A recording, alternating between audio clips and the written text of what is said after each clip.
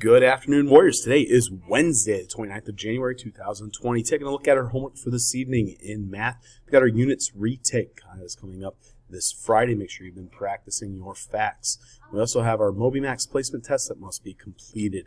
In regular math, we've got practice 7.1 that is due tomorrow. If you are in the 7th period math class, you are doing problems 1 through 8 only, and then clicking submit.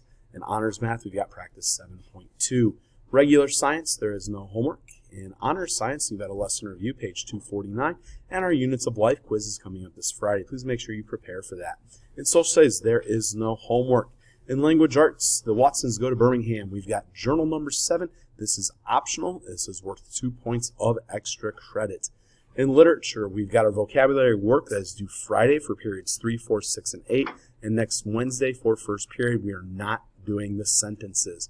In honors lit, you do have your vocabulary due on Friday. And please make sure that from our book Freedom Walkers, if you do not get chapter 5 work done in class today, that you finish that and complete that for homework.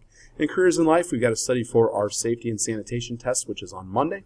And in FCS 6, we need to start studying communication for our test on Friday. It's going to be it for this Wednesday, everyone. Have a great one.